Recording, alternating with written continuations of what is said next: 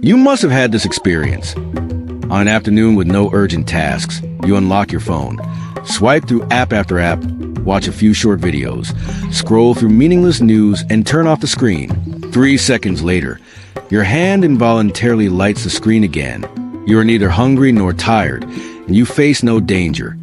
Yet an invisible worm seems to gnaw wildly inside your brain. This feeling is what we call boredom. In modern-day society, boredom is often dismissed as a trivial luxury sickness. We live with the most abundant material supplies, the safest living conditions, and endless entertainment at our fingertips. Yet we fear even 10 seconds of blank staring more than any previous generation. Stretch the timeline back tens of thousands of years, and you'll uncover a counterintuitive truth. Boredom is no modern-day affectation. It is the biggest byproduct trap humanity stumbled into over the course of evolution. To escape boredom, we built civilization step by step. Yet in the end, we trapped our own brains inside a never-dormant factory of constant stimulation. Let us travel back 20,000 years to the Paleolithic Age. Popular imagination pictures prehistoric humans trapped in an endless survival nightmare, either fleeing wild beasts or teetering on the edge of starvation, with zero time for boredom. Anthropological studies paint a sharply different picture. Observations of surviving hunter-gatherer groups show that in seasons with ample food resources, early humans spent only 4 to 6 hours each day searching for food and securing survival. For the rest of their time, they simply crouched beside campfires or lay beneath tree canopies. Did they feel the frantic boredom we know today? Most likely not. For hunter-gatherers, the natural world brimmed with uncertainty. Rustling leaves, shifting winds, traces in the soil, all delivered constant, high-frequency survival-related stimuli to the brain. Our brains evolved their large size precisely to process these complex environmental signals. Then humanity made one of history's most pivotal choices, abandoning hunting for farming, and disaster followed. Roughly 10,000 years ago, the agricultural revolution unfolded. Humans mastered sowing and barley cultivation, gaining stable food supplies and building the first permanent settlements. This came at a steep cognitive cost. Daily labor shifted from rich, variable wilderness exploration to thousands of repetitive bends, weed pulls and harvest strokes within the same farmland. This extreme, monotonous, repetitive work first plunged human brains into severe stimulation hunger. Worse still, farming brought seasonal downtime. Through long winter months, people huddled inside mud brick houses, no longer forced to run for survival. Yet our brains, shaped over millions of years to crave intense sensory input, began idling. Boredom surfaced as psychological restlessness and an aggressive warning signal. Left unmanaged, this idle cognitive energy fueled endless internal friction and conflict within villages. Humanity needed to invent something that could artificially generate simulated stimulation and conflict within confined spaces. Thus, board games and games of chance were born. Archaeologists unearthed an exquisite board game known as the Royal Game of Ur, inside an ancient tomb in Ur, Mesopotamia, dated to 2600 BCE. In ancient Egypt, nearly every wealthy burial contained a set of Senate game boards. These ancient tabletop games share striking similarities: compact boards, predictable grid paths, and random outcomes generated by dice or knucklebones. Consider their underlying essence. For the first time, purely abstract rules simulated competition, peril, luck, and defeat on wooden boards merely dozens of centimeters across. Watching game pieces advance across squares flooded the brain with miniature emotional swings. Boredom was temporarily suppressed, but fresh costs emerged. Games quickly spawned gambling and social stratification.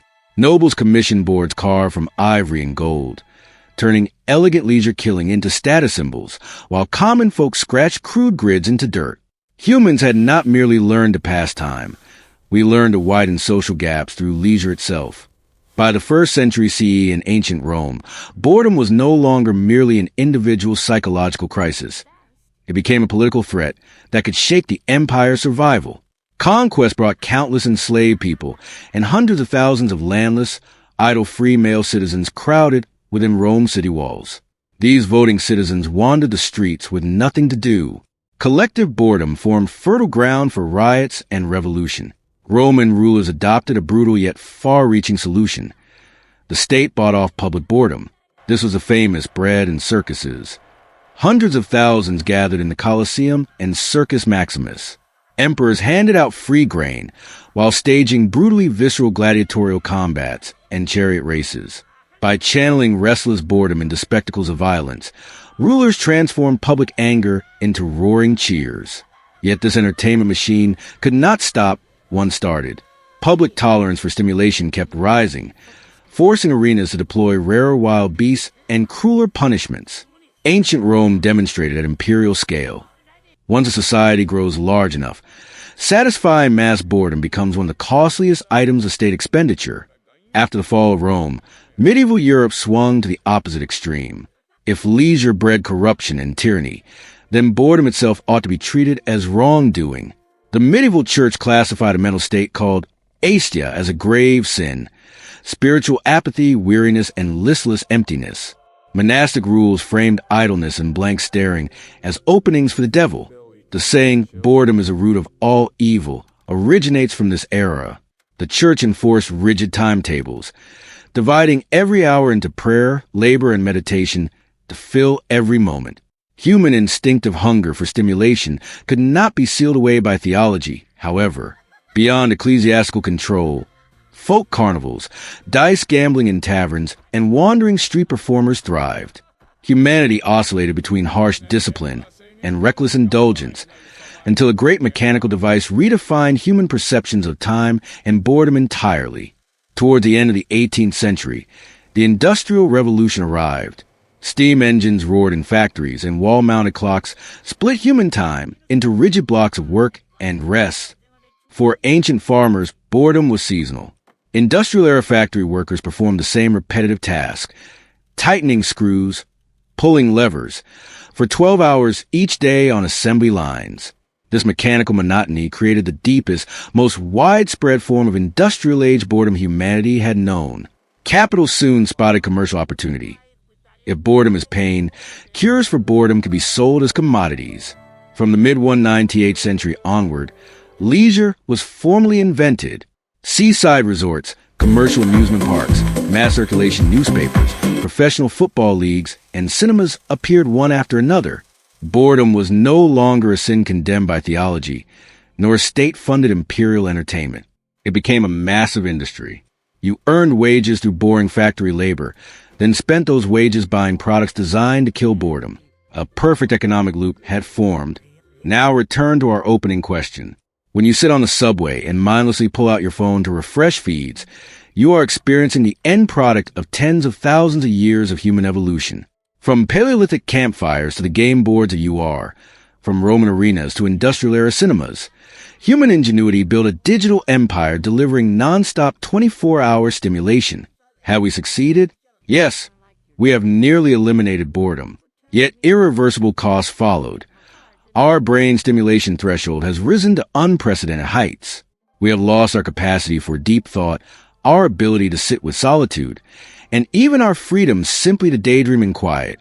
Boredom once acted as our brain's alarm, urging us to explore and create. Today we keep tapping a snooze button labeled refresh. The next time the familiar restlessness washes over you, try resisting the urge to light your screen. Sit quietly instead, and reacquaint yourself with this ancient, dangerous yet precious companion that has walked alongside humanity for millennia.